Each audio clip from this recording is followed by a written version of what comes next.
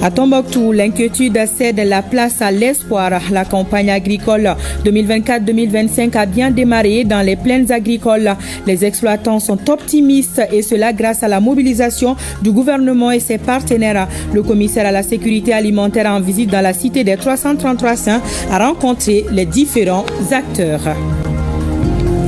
Il y a de cela 58 ans, le Mali sonnait la révolution pour dire non à l'impérialisme. Un acte de courage et de bravoure des pères fondateurs. Le chant de la révolution debout partout au Mali. La voix de Modibo a sonné le salut, résonne encore et appelle à un sursaut national pour bâtir le Mali de demain. Près de 6 décennies, les grands témoins de l'histoire nous expliquent l'esprit de la révolution. C'est le grand format de la rédaction. Très heureuse de vous retrouver pour la grande édition de 20h. Vous servirait un réel plaisir. Bonsoir et bienvenue à tous. Nous ouvrons cette édition par l'agenda du président de la transition. Le chef de l'État a reçu officiellement ce matin le rapport annuel d'activité du médiateur de la République pour les années 2023 et 2024. Ces documents dressent un état des lieux détaillé des réclamations adressées par les citoyens au service du médiateur. L'analyse comparative des deux exercices révèle une augmentation significative du nombre de saisines, signe d'une plus grande confiance placée au bureau du médiateur, mais aussi d'une persistance des dysfonctionnements au sein des services publics. À l'issue de la remise, le président Goïta a salué le travail accompli par le médiateur de la République et a assuré que les observations ainsi que les recommandations formulées dans les rapports seront examinées avec la plus grande attention. Il a réaffirmé l'engagement du gouvernement de transition à œuvrer en faveur d'une administration plus transparente, plus équitable et plus proche des citoyens. Le reportage de Garibou Pérou, Tchedja Kamara et Aruna Diara. Fidèle à la tradition républicaine, le médiateur de la République remet au président de la transition, le général d'armée Assimi Goïta, les rapports annuels relatifs aux exercices 2023 et 2024. Obligatoire selon la loi de création modifiée, l'acte est empreint de rigueur et de respect des principes démocratiques. Pour ce qui concerne le rapport annuel 2023, il se subdivise en 4 parties. La première partie traite des réclamations formulées par les citoyens contre les dysfonctionnements de l'administration. La deuxième partie est consacrée aux autres activités du médiateur de la République. La troisième partie porte sur le renforcement des capacités de mes collaborateurs. Enfin, la quatrième partie est relative aux commentaires et recommandations formulées par le médiateur de la République. Excellence, permettez-moi de souligner que mes services ont accueilli, écouter et orienter 6074 usagers au niveau du siège à Bamako et dans les délégations territoriales contre 5230 usagers en 2022. L'institution a reçu entre janvier et décembre 2023 240 dossiers de réclamation dont 153 ont été entièrement traités et 87 en cours de traitement, soit un taux d'exécution de 63,75%. Le rapport de l'année 2023 dresse un état des lieux précis des préoccupations exprimées par les citoyens à travers l'espace d'interpellation démocratique. Cette instance participative a enregistré un chiffre record reflet tangible d'une médiation de proximité. Outre les réclamations, l'EID a enregistré un chiffre record de 599 dossiers d'interpellation contre 334 en 2022, soit une augmentation de 265 dossiers. Les dossiers ont été classés en 3 catégories. 38 pour la lecture, 404 pour suite à donner et 153 non retenus. En définitive, le médiateur de la République, garant de l'équilibre entre droits collectifs et droits individuels, fidèle à son slogan « Un recours pour les citoyens, un conseil pour l'administration », inscrit son action dans le processus de modernisation de l'administration et de refondation de l'État. Quant au rapport de 2024, dans la continuité du précédent, rassemble un ensemble de réclamations, de recommandations et d'interpellations formulées par les usagers des services publics. Ces documents, fruits d'un travail méthodique, témoignent de la constance du médiateur de la République.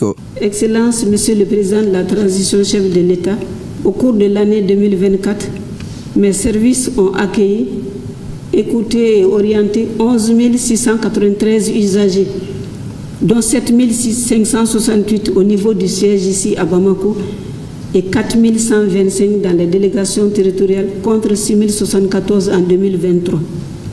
Entre janvier et décembre 2024, le médiateur de la République a reçu au total 208 dossiers de réclamation, dont 138 entièrement traités et 70 en cours de traitement.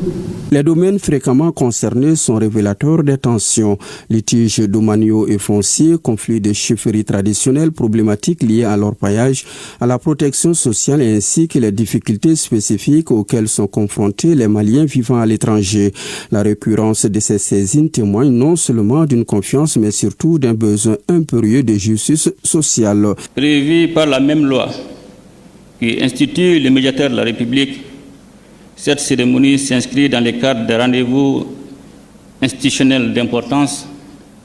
De même, elle constitue un moment privilégié de partage des acquis, de dialogue, mais surtout d'orientation en vue de remplir au mieux la mission assignée, et cela conformément au slogan révélateur « Un recours pour le citoyen, un conseil pour l'administration ». Cette exaltante mission du médiateur de la République participe assurément de la volonté des autorités de la transition de maintenir et de fortifier le contrat qui les lie au peuple malien et dont le socle demeure la redevabilité dans la gestion des affaires publiques. Plus qu'une formalité, le respect de cette exigence républicaine constitue un facteur de renforcement de la confiance entre les gouvernants et le peuple. C'est donc le lieu, Madame le médiateur de la République, de vous retirer mon attachement à la poursuite persévérante de la mission que vous avez l'ainsi honneur de conduire. En référence aux 3 principes constitutionnels qui guident désormais l'action publique en République du Mali, vous devez, vous et vos collaborateurs, garder en permanence à l'esprit les possibilités de transformation des grands défis de notre administration en opportunités. Le président Goïta, en sa qualité de garant des droits des citoyens, a salué la qualité des rapports transmis. Il a assuré que les observations formulées seront dûment prises en compte dans l'élaboration des politiques publiques en vue d'un maillage plus fin et plus juste de l'action gouvernementale. Madame le médiateur de la République, les rapports que vous venez de présenter sont assez illustratifs de votre abnégation, mais aussi je note la rigueur que vous avez su imprimer à votre travail, tant dans le processus d'examen des dossiers, de leur traitement, que dans celui de leur suivi auprès des départements concernés. Les efforts du médiateur de la République sont fort encourageants.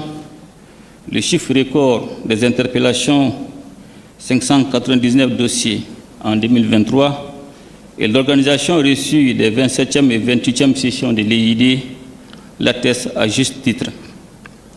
Il convient également de souligner l'engouement des Maliens établis à l'extérieur pour la tenue des dites sessions de l'EID, un espace qui contribue véritablement à la promotion et à la consolidation de l'état de droit.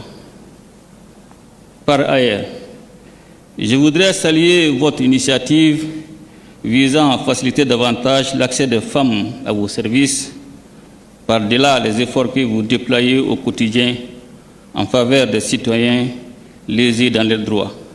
Je prends bonne note des recommandations formulées et vous donne l'assurance qu'elles seront mises en œuvre dans la mesure du possible.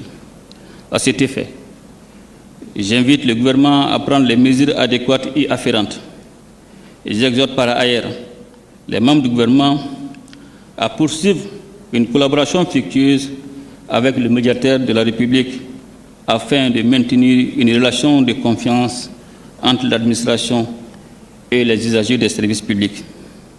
À l'analyse de l'ampleur des défis, le bureau du médiateur entend poursuivre sa mission avec engagement et intégrité. En effet, cette autorité indépendante joue un rôle central dans la consolidation de l'état des droits et la promotion de la bonne gouvernance, 2 piliers essentiels à la paix sociale. Voilà la remise officielle des rapports d'activité du médiateur de la République pour les années 2023 et 2024. Et en images, fin de la visite de 4 jours du Premier ministre du Faso, Rim Talba Jean-Emmanuel Ouedraogo, à Bamako. Il a été accompagné à l'aéroport international président Modibo Keïta Senou par son homologue, le général de division Abdoulaye Maïga, en présence des membres du gouvernement et la communauté burkinabé vivant au Mali. Le Premier ministre burkinabé était l'invité d'honneur à la célébration du 2e anniversaire de la brigade citoyenne. Au cours de son séjour, il a eu une séance de travail avec le Premier ministre, le général de division Abdoulaye Maïga, avant d'être reçu par le président de la transition, le général d'armée Assimi Goïta, chef de l'État. Ce déplacement du Premier ministre burkinabé a permis de renforcer davantage les relations entre les deux pays qui, aujourd'hui, partagent un espace confédéral avec le Niger. Voilà le Premier ministre du Burkina, Rim Talba Jean-Emmanuel Ouedraogo, qui a quitté Bamako.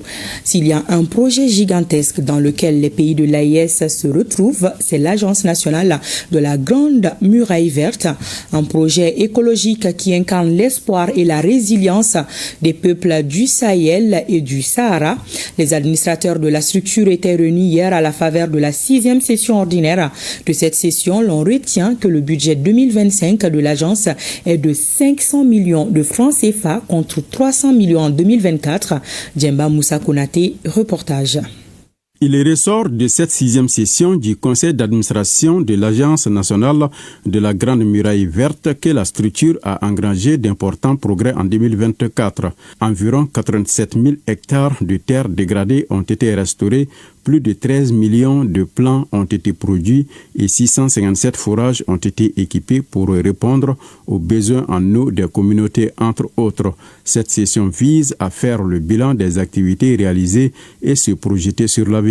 Sur la dotation annuelle globale prévue pour 2024, pour un montant de 315 295 656 francs CFA, un budget total de 160 294 000 ont été notifiés avec une réalisation de 123 461 000, soit un taux d'exécution de 77,02% pour cet exercice 2024.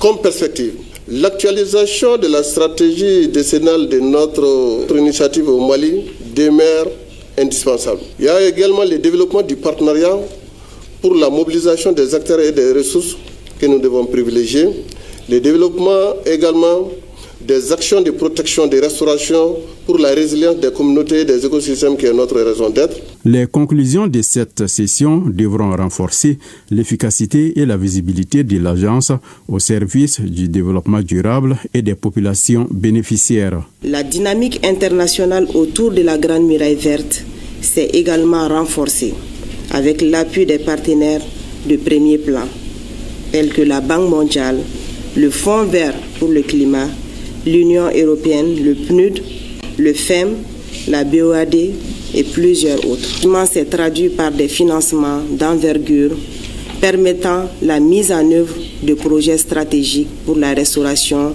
des terres, l'adaptation climatique et la résilience des communautés. Rappelons que l'initiative de la Grande Muraille Verte est née en 2007.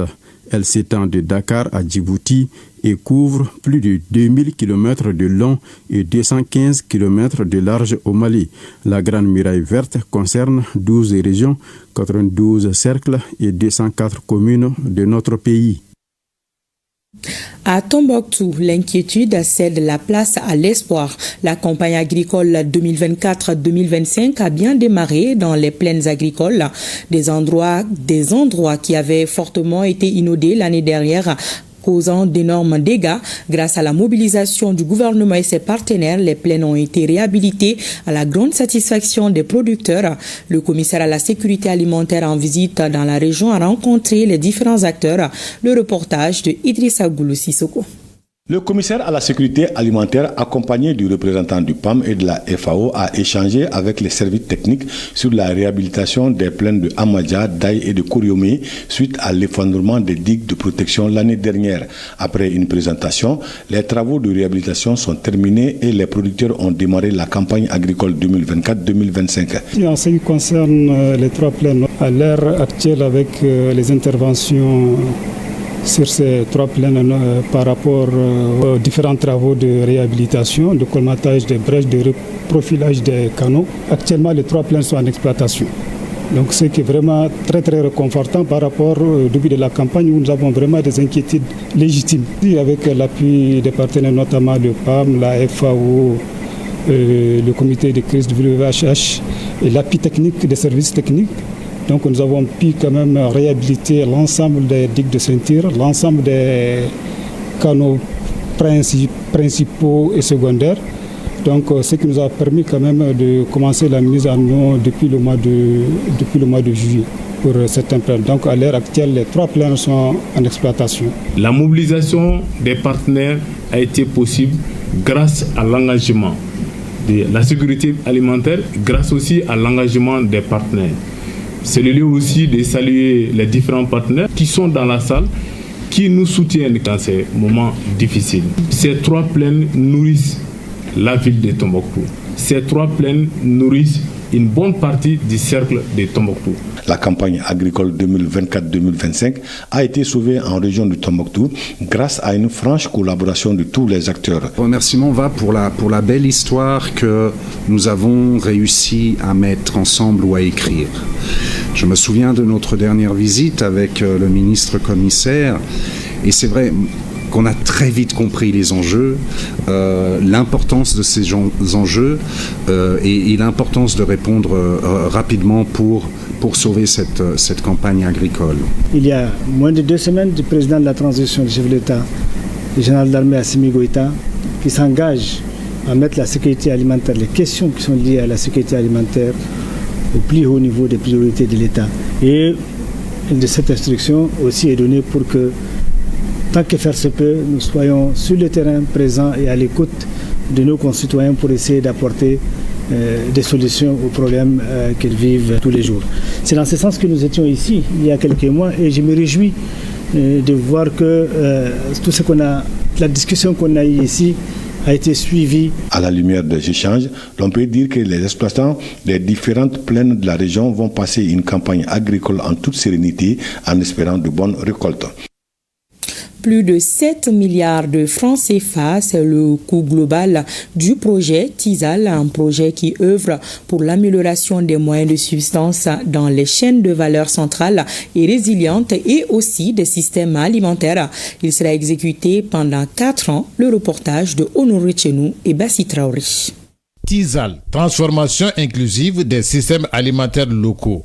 C'est l'intitulé du nouveau projet qui vient d'être lancé par l'ONG WHH en 4 régions. Le projet TISAL ambitionne d'améliorer les moyens de subsistance des jeunes adultes en renforçant la chaîne de valeur centrale et résiliente dans le système alimentaire. Notre ambition est de soutenir les producteurs agricoles, en particulier les femmes et les jeunes, dans l'adoption des pratiques agroécologiques résilientes au climat.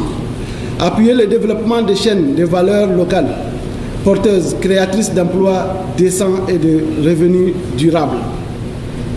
Renforcer la capacité des collectivités locales pour une gouvernance participative inclusive des systèmes alimentaires et favoriser la consommation des produits locaux sains et nutritifs.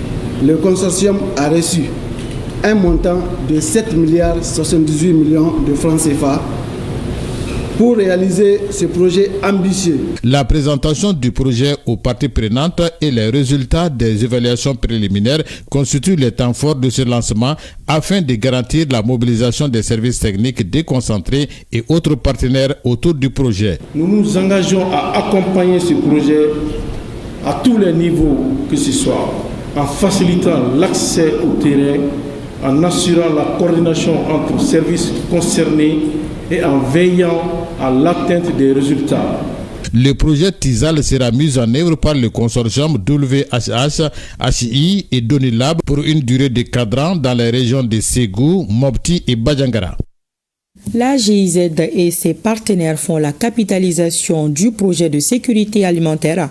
Après 11 années de mise en œuvre dans la région de Tombouctou, les partenaires font le bilan. Le reportage de Sokona Kamisoko. Le statut nutritionnel de la population malienne fait état d'une prévalence de 11,6% de malnutrition aiguë globale, dont 2,2% de forme sévère. Et les ménages ruraux en sont les plus affectés selon les données 2024 de l'Instat. Pour inverser la tendance, le gouvernement et ses partenaires ont développé plusieurs stratégies, dont le projet ProSAR. Entendez par là le projet de sécurité alimentaire et renforcement de la résilience. Après 11 années de sa mise en œuvre dans la région de Tombouctou, l'ère du bilan a sonné.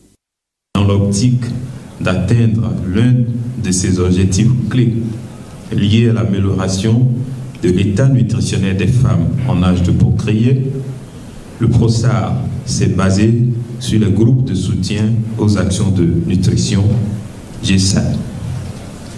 Mais très tôt, certaines insuffisances de cet instrument communautaire de mise en œuvre de l'approche ANGE, je veux dire alimentation du nourrisson et du jeune enfant, se sont révélées. En effet, les GSAN se concentraient beaucoup plus sur spécifiquement la nutrition. Dans notre rôle de tutelle de ce projet, nous avons eu le privilège de suivre les efforts répétés année après année pour gravir les marches de la célébration de ce jour. Qui aurait cru que des produits autrefois négligés et abandonnés ou tout simplement méconnus intègrent de nos jours le menu quotidien de nos ménages ruraux de la région de Tombouctou, au grand bonheur des femmes, des enfants, sans oublier bien évidemment les hommes. Et la conseillère technique de saluer la bonne coopération entre le Mali et la République fédérale d'Allemagne à travers la GIZ, une agence qui appuie les efforts des autorités nationales dans l'amélioration des conditions de vie de la population malienne. Et ce communiqué de la CNDH, la Commission nationale des droits de l'homme, exprime ses vives inquiétudes face aux attaques simultanées contre les populations civiles et des emprises des forces armées maliennes, FAMA, dont les plus récentes ont été commises le 19 août 2025 à Farabougou et Bikiriwere dans la région de Ségou. La CNDH s'incline devant la mémoire des victimes décédées et souhaite prompt rétablissement aux blessés. Le 22 août est loin d'être une date ordinaire au Mali. Il est le point de départ d'une révolution à travers le champ de la révolution. Ce jour-là, le président Modibo Keïta disait, je cite, « Le combat contre le système colonial a été remporté de haute lutte grâce au courage de tous les militants, mais désormais, c'est un autre combat que nous allons engager. Il est aussi difficile, sinon plus difficile que le premier. » Fin de citation. À l'occasion de l'anniversaire des 58 ans du champ de la Révolution, Alpha Maïga est allé à la rencontre des témoins de l'histoire. Et pour vous rafraîchir la mémoire, voici quelques strophes. Debout partout au Mali, la voix de Modibo a sonné, le salut demeure plus que jamais d'actualité. Suivons ensemble.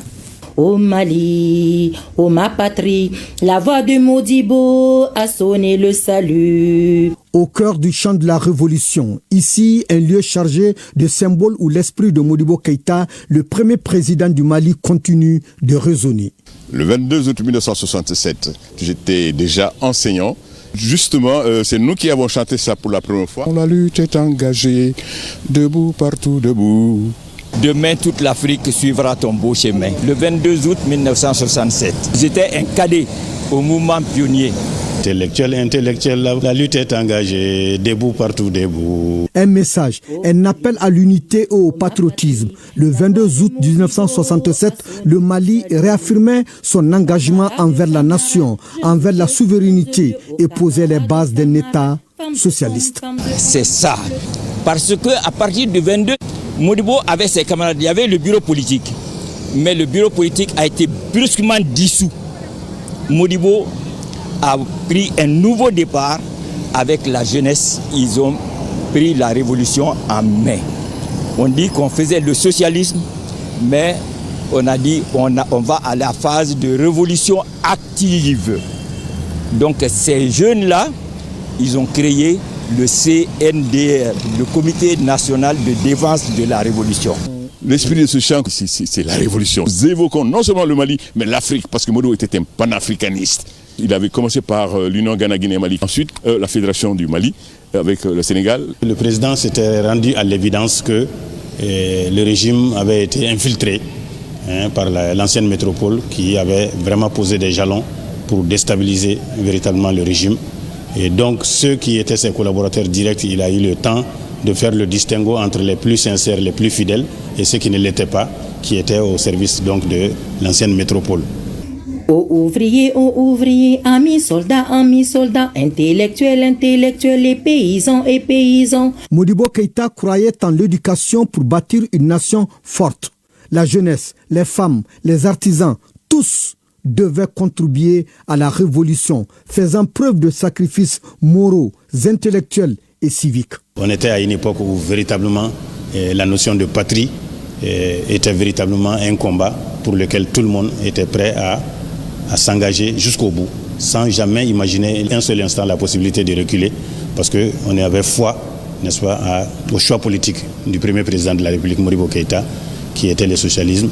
Et donc, malgré la belligérance qui nous imposait l'ancienne métropole, qui s'est rapidement érigée contre non seulement la monnaie, qui est venue dans la foulée, la compagnie d'aviation que Modibo crée dans la foulée, tout ça pour s'autonomiser, pour montrer que ce pays déjà pouvait prendre son destin en main. Mais la France, l'Occident est venu à bout de son mandat, à bout de ce qu'il avait comme projet pour ce pays, pour le Mali et pour l'Afrique. Ce jour-là, face à la menace extérieure et à l'impérialisme, le Mali voulait aussi envoyer un message fort, c'est-à-dire continuer le combat pour l'indépendance. Le président Julius Nyerere de Tanzanie est venu s'inspirer de cette révolution-là ici.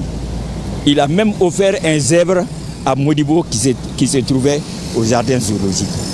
Aujourd'hui, 58 ans, l'esprit du 22 août 1967 reste un souffle d'actualité. Le peuple malien doit aujourd'hui comprendre cet héritage, le faire sien et continuer à avancer dans le respect des valeurs de souveraineté et de refondation. On a décidé d'être nous-mêmes. Donc c'est vraiment les résumés vraiment du combat de cette transition et qu'on prenne notre destin en main, qu'on essaie de s'émanciper un peu de toutes les tentations qui nous entourent, qui ne sont pas désintéressées naturellement. Je crois que plus d'un Malien s'est rendu compte maintenant que les Européens ne viennent pas chez nous pour nos beaux yeux. Définitivement, les Maliens en ont pris la mesure et ont décidé vraiment de prendre leur destin en main. La transition quand même est un peu sur la voie de Modibo Keïta. Moi, c'est ce qui me réconforte un peu, surtout quand on a essayé de se défaire de l'impérialisme, du colonialisme, du néocolonialisme, quand le président Assimi a essayé d'être un peu dans l'incarnation de Modibo Keïta. Merci à l'Occident, on a dit merci à la France, merci aux envahisseurs et on a lutté, on a opté pour la souveraineté.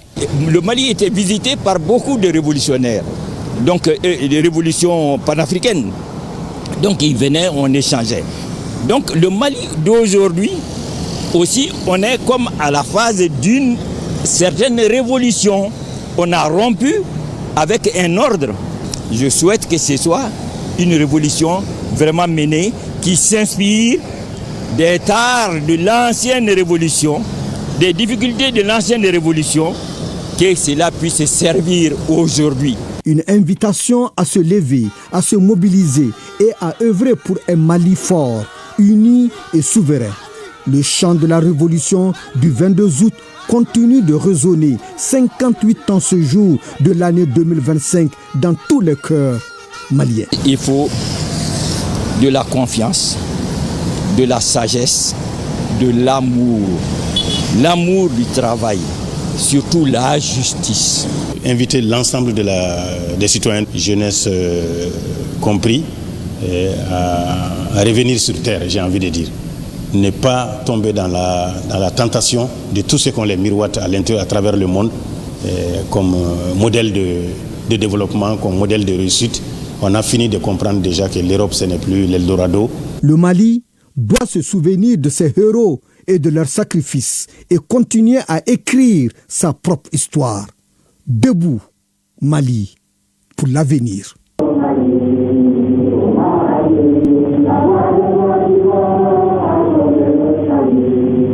Voilà, le Mali riche de son passé, un passé glorieux qui nous enseigne nos origines. Le conseil spécial du président de la transition a présidé la pose de la première pierre du bloc éducatif de 3 classes en faveur de l'école Djigia Kalanso, l'école des déficients auditifs. Une manifestation de la solidarité présidentielle à l'endroit de l'école malienne en général. Pour plus de détails, je vous invite à écouter un extrait de l'intervention de Agibou Damile, conseiller spécial du président de la transition chargé des œuvres sociales, des propos recueillis par Youssouf Djakiti. Au nom de son Excellence le Président de la Transition, le général d'armée Assimi Goïta, chef de l'État, nous lançons ici un projet d'une haute portée humaine, la construction de 3 salles de classe et d'un bloc administratif au profit de l'école des déficients auditifs. Ces infrastructures comprenant des bureaux, un secrétariat, un magasin, une salle de professeurs et des latrines ne sont pas de simples bâtiments. Elles sont un pont vers l'avenir, un signe de considération pour les enfants. Toutes ces actions parlent d'elles-mêmes. Elles traduisent une vision, celle d'un Mali plus solidaire et plus inclusif. Aujourd'hui, ce nouveau chantier poursuit les mêmes logiques, à savoir mettre l'humain au centre de toute prise de décision et de toute action. Offrir à des enfants déficients auditifs un environnement scolaire digne, c'est investir dans leur avenir, mais aussi dans la dignité collective de notre nation. Le président de la transition nous rappelle, par son exemple, que la solidarité n'est pas un luxe, mais une responsabilité. Ensemble, par de petits gestes comme par de grandes décisions, nous pouvons bâtir un Mali plus juste, où chaque citoyen, sans distinction, trouve sa place. Attirer les talents féminins de demain et accélérer la diversité dans les entreprises minières. La question est au centre d'une conférence débat, initiative portée par TEMAC. Elle s'inscrit dans le cadre de WIWA, Women in West Africa. Le reportage de Fadema Keita. Dans son élan de développement des solutions innovantes et durables dans les domaines des mines, du forage, de démolition, des technologies de digitalisation et autres, Epiroc Mali se lance dans la valorisation des femmes dans le secteur minier. C'est ce qui justifie la tenue de cette conférence débat sur des panels tels que former et attirer les profils féminins. Il ne s'agit pas de recruter les femmes, mais il s'agit de créer un écosystème d'inclusion et aussi d'accompagner les jeunes filles qui veulent faire carrière dans le secteur minier et aussi les coacher pour faire émerger les futurs champions pour la souveraineté minière du Mali et pour le développement durable. Notre panel, ça consiste à attirer les jeunes filles dans ces secteurs miniers. Le débat d'aujourd'hui consiste à diriger, à convaincre les jeunes filles à se diriger vers les secteurs miniers. Accélérer la diversité, initiatives et bonnes pratiques au sein des entreprises minières maliennes, c'est le second panel de cette célébration des femmes dans l'industrie minière. Elle s'inscrit dans le cadre de WIWA Women in West Africa. Notre panel doit parler un peu, donner les stratégies pouvant amener les filles, en particulier et en général les femmes, à s'intéresser à l'industrie extractive. L'événement qui nous rassemble ce matin, WIWA, Women in West Africa, est une initiative de cette politique. Initiative qui nous permet d'avoir ce matin, dans cette salle, des acteurs majeurs de l'industrie minière, des institutions, des professionnels, des étudiants et des médias. Comme le souhaitent TEMAC et Epiroc Mali, Mine au Mali, osons une industrie inclusive. Le Mali et la Russie renforcent leur coopération dans le domaine sanitaire. La 4e édition du Forum d'affaires médicales international Mali-Russie s'est tenue ce jeudi au Centre international des conférences de Bamako. Le thème était coopération sanitaire et opportunités économiques pour un partenariat durable. Ce forum est une initiative de l'association Perspective sahélienne en partenariat avec l'agence de presse russe Africaine Initiative. Le reportage de Adam Meïga. Les renforcements du système hospitalier, la formation et la spécialisation des ressources humaines, la lutte contre les maladies infectieuses et chroniques, ainsi que l'accès équitable aux médicaments et aux innovations médicales figurent parmi les principaux défis sanitaires auxquels le Mali est confronté. Ces problématiques étaient au cœur de la 4e édition du Forum d'affaires médicales international Mali-Russie. À travers ce forum, nous souhaitons créer une plateforme d'échange entre experts maliens et russes afin de partager les savoir-faire et l'expérience, explorer les opportunités de partenariat technologique et scientifique et de jeter les bases d'une coopération médicale durable et mutuellement bénéfique. Nous devons sortir d'ici avec des engagements clairs, des projets conjoints de formation médicale, des accords pour la fourniture et la production locale de médicaments essentiels, des initiatives communes pour la modernisation de nos infrastructures hospitalières, ainsi que des programmes de recherche collaborative sur les maladies prioritaires pour nos populations. J'appelle à l'issue de ce forum à la mise en place d'un comité stratégique Mali-Russie. Organisé par l'association Perspective sahélienne, en partenariat avec l'agence de presse russe African Initiative, ce forum vise à consolider les liens de coopération entre le Mali et la Russie. Le thème retenu est coopération sanitaire et opportunités économiques pour un partenariat durable. Nous vous parlions hier de la célébration des 60 ans de la Croix-Rouge. Après la cérémonie officielle, les acteurs et leurs partenaires se sont retrouvés autour d'un dîner. Cette soirée dînatoire était une marque de reconnaissance de la Croix-Rouge à l'endroit des pays dont les efforts ont été remarquables. Le reportage de Ibrahim Kaokonate et Sidiki Balou. Ce dîner avec les diplomates a été l'occasion non seulement de célébrer les 60 ans de la Croix-Rouge, mais aussi d'honorer les représentations diplomatiques pour leurs efforts en faveur des couches vulnérables. Et c'est aussi une occasion pour remercier les partenaires, mais remercier les gouvernements des différents pays qui sont représentés ici, d'autres ne le sont pas ici, qui financent les sociétés de Croix-Rouge et de Croissant-Rouge. En guise de remerciement, certains pays et partenaires ont reçu des trophées pour leur engagement, notamment l'ambassade des États-Unis, les Croix-Rouges espagnoles, canadiennes, néerlandaises, le CICR ainsi que les autorités maliennes. Tout l'appui, tout l'accompagnement que vous faites tous les jours, chaque année pour la Croix-Rouge malienne, au bénéfice des populations vulnérables. Et Dieu sait, les populations vulnérables, il en existe beaucoup. Les défis sont énormes.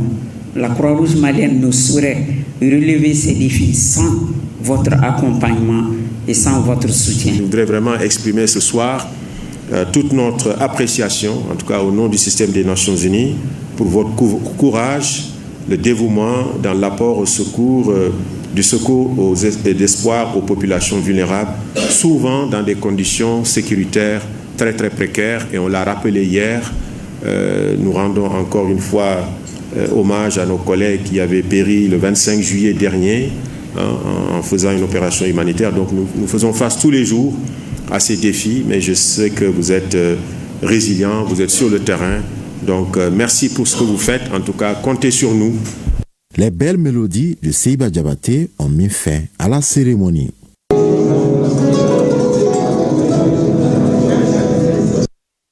La Banque de développement du Mali offre ses services aux douanes maliennes. Les propositions sont contenues dans un document qui a fait l'objet d'échanges. Les deux parties ont convenu de poursuivre les discussions pour concrétiser les engagements. La cérémonie s'est déroulée ce mercredi à la Direction générale des douanes à Samanko. C'était en présence de notre reporter Abdul Karim Kaba. les prêts à la consommation, les prêts immobiliers, les produits digitaux, la proposition de la BDM SA. Une délégation des responsables de la BDM SA à la douane jusqu'aux chaises assises à Samanko dans la commune du Mandi. Avec cette proposition, c'est une offre taillée sur mesure au-delà de l'économie malienne. Cette offre prévoit notamment des conditions préférentielles de crédit à des taux compétitifs, répondant aux besoins de consommation, d'équipement et d'investissement des agents. Des produits bancaires innovants conçus pour simplifier la gestion financière, aussi bien en agence qu'à distance ou même depuis l'étranger. Notre ambition est claire, faire de l'expertise bancaire des agents de la douane une expérience fluide, moderne et enrichissante à la hauteur de leur engagement au service de la nation. Aujourd'hui, plus qu'avant, nous sommes chargés vraiment de renflouer les caisses de l'État par la perception des droits et taxes à l'importation et à l'exportation. La deuxième mission, c'est une mission économique, de protection de l'environnement industriel, la protection des industries face à la concurrence déloyale. Troisième mission, c'est un appui aux autres administrations dans le cadre de la lutte contre tout ce qui est fraude, trafic illicite, protection des populations. Et aujourd'hui encore, il y a une autre mission qui se greffe, c'est la lutte contre la criminalité transnationale avec le terrorisme que nous connaissons dans notre pays. Au niveau de la direction, depuis 4 ans, nous avons 37 réformes. Au terme des échanges, le directeur général adjoint de la BDM SA a remis un document aux douaniers comportant les différentes propositions d'offres. Ensemble, les deux parties ont promis d'approfondir les relations et les échanges en vue d'une bonne coopération.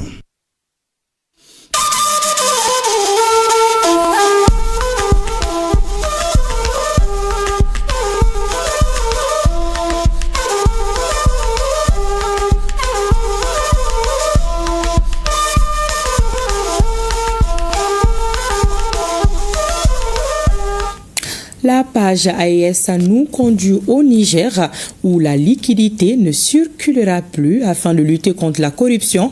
L'agence nigérienne pour la société de l'information a remis 100 terminaux de paiement électronique à la ville de Niamey.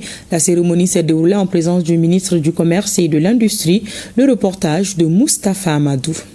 La modernisation des services financiers locaux, c'est l'objectif visé à travers la remise des 5 terminaux de paiements électroniques à la ville de Niamey. Cérémonie hautement symbolique s'est tenue en présence du ministre du Commerce et de l'Industrie. Le secrétaire général du gouvernorat de Niamey de féliciter la ville pour cet événement majeur qui constitue une avancée significative pour les recettes communales. Pour sa part, le coordinateur du projet intelligent Abdou Kane a souhaité à la ville de Niamey un bon usage de cet appareil technologique. À travers ses gestes, ainsi confirme son engagement à accompagner les collectivités territoriales dans la transition numérique. L'Agence nationale pour la société de l'information, donc en sa qualité de maître d'œuvre de cette transfiguration, s'emploie à décliner cette aspiration stratégique en dispositifs opérants.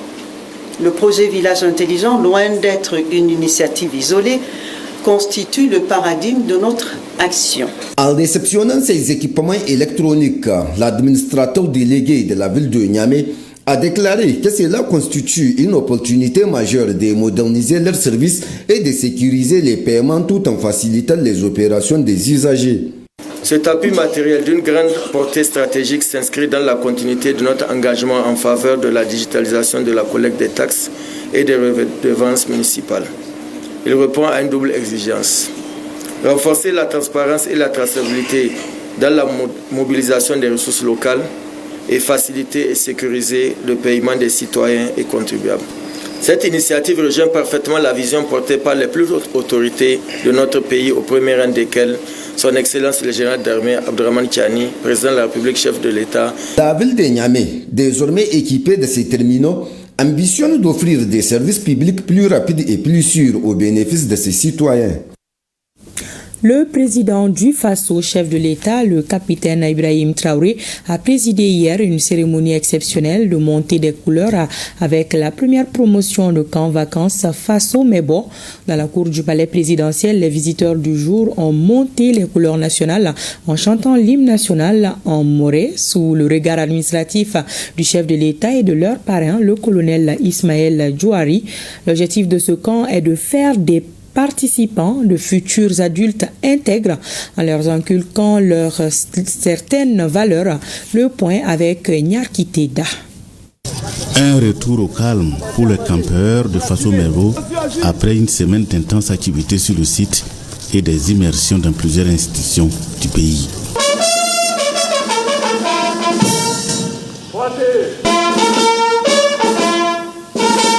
Moment de vive émotion pour ces tout petits qui doivent eux-mêmes monter le drapeau.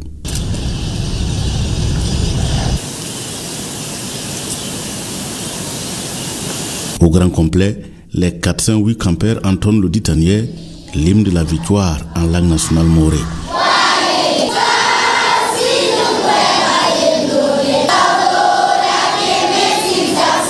À cette rencontre de montée de couleurs avec le président du Faso, c'est l'occasion de faire le bilan de près de 10 jours de camp passé au lycée Marine Gouabi de Ouagadougou. Ils ont eu la chance de participer à des ateliers de confection de pavés, de pose de pavés, d'art et culture, en plus de l'instruction civique militaire, l'éducation civique militaire. Donc aujourd'hui, ces campeurs quittent le Marienne en laissant un bosquet d'arbres fruitiers, un carré d'armes pavé de 300 mètres carrés, une dizaine de banquettes.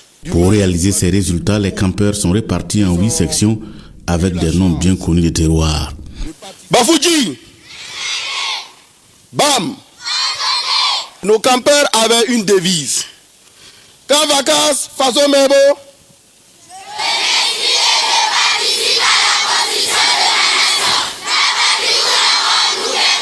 Leur passage à la présidence du Faso reste et restera encore longtemps gravé dans leur mémoire. Le président du Faso salue leur courage, leur esprit de patriotisme et de sacrifice pour ce temps passé au camp Faso Mebo. Le capitaine Ibrahim Traoré félicite également la coordination nationale de l'initiative présidentielle Faso Mebo et le parrain, le colonel Ismaël Kiswensida Djawari, chef d'état-major particulier de la présidence du Faso, ainsi que l'ensemble des moniteurs pour avoir inculqué aux enfants le savoir-faire et le savoir-être. Les enfants, l'avenir de demain. La Fédération de la Russie célèbre aujourd'hui 22 août la journée du drapeau national. Une journée nationale qui célèbre le retour du drapeau tricolore russe après la chute de l'Union soviétique. Une célébration qui date de l'époque Boris Eltsine. Seydou Fomba nous situe par rapport à l'historique de cette journée.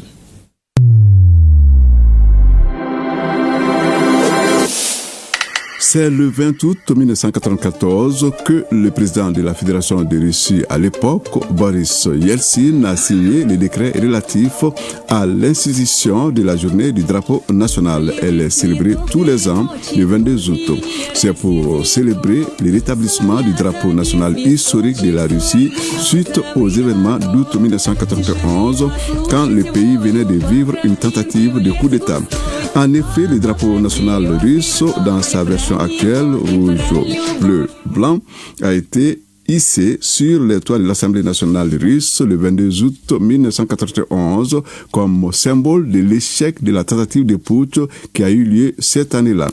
Ce vendredi, le président Vladimir Poutine s'est adressé aux Russes. Il a souligné que tous les drapeaux qu'a connus la Russie mérite respect de la part des citoyens. La Russie est un pays millénaire, tout comme sa civilisation, a-t-il souligné, avant d'ajouter, je cite, « État nash civil jedinstva ». En français, c'est le symbole de notre unité.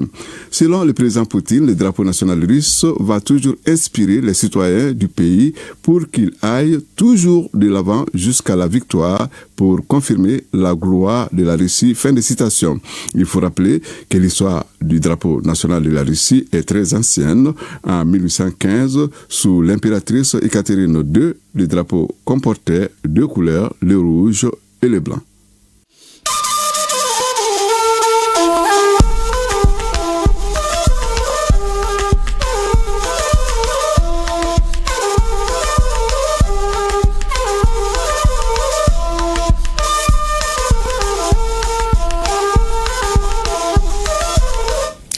retour à l'actualité nationale, la fin de l'atelier de formation des acteurs syndicaux sur les normes internationales du travail et le concept de travail des enfants.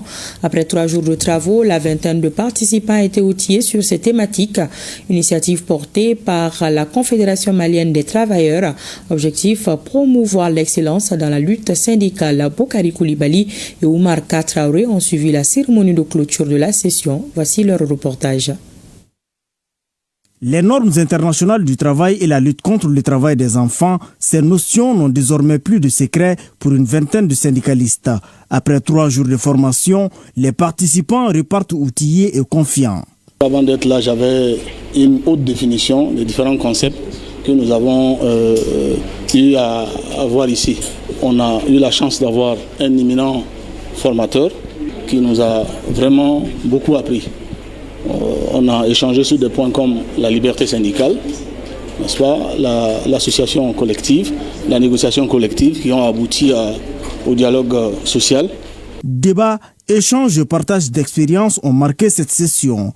À la fin de cette formation, on lit sur chaque visage une satisfaction, celle d'avoir réussi et celle d'avoir donné. Et ça, c'est quelque chose de très important. Un syndicalisme mal formé est une bombe. Et à partir du moment où vous êtes formé, chacun en ce qui le concerne devrait mesurer sa responsabilité et aller de l'avant. Le département du travail et du dialogue social, partenaire de l'initiative, félicite et encourage la CMT dans ce renforcement des capacités. Les nombreuses suggestions faites et vos contributions de taille prouvent à suffisance l'intérêt que vous accordez aux normes internationales du travail, mais aussi votre engagement à apporter votre pierre à la construction nationale et à l'apaisement du climat social, gage de tout développement. À l'issue des travaux, une recommandation forte, pérenniser cette formation au bénéfice des défenseurs des droits des travailleurs. Et nous rendons un hommage aux précurseurs de la photographie. Au Mali, on se rappelle des grandes figures du 8e art, Seydou Keïta, Malik Sidibé, Moutara Damele. Le 19 août est dédié à la Journée mondiale de la photographie. Au Mali, l'événement a été marqué par des masterclass, le vernissage de l'exposition des œuvres photographiques sur le thème Yereya Sira, qui signifie nos identités comptent. Le reportage de Ibrahim Kaoukonate et Yaya Koni. Yereya Sira, nos identités comptent, est le thème du vernissage de l'exposition des œuvres photographiques réalisée par une vingtaine de photographes. Ces œuvres ont été sélectionnées à l'issue du concours organisé avec le Syndicat national des professionnels de l'image et du son et la Maison africaine de la photographie. Ce concours avait pour objectif de constituer auprès de la Maison africaine de la photographie une collection d'œuvres photographiques inspirées de nos traditions. À l'issue du concours, les meilleures œuvres ont été sélectionnées par un jury professionnel, soit 70 œuvres réalisées par 20 photographes maliens de Bamako et des régions. Malgré les efforts consentis, le secteur de la photographie au Mali se trouve confronté à plusieurs défis. L'occasion était bonne pour récompenser les 3 lauréats du concours photographique avec à la tête Fatoumata Dambélé. Cette journée a été marquée également par la signature de conventions de partenariat scellées entre l'AMAP et la Maison africaine de la photographie. Nous faisons la même chose. Nous avons des éléments de synergie, de convergence et de complémentarité. Et c'est ce que nous concrétisons à travers justement cette convention de partenariat. Et je pense que nous avons beaucoup à avoir de la Maison africaine de la photo.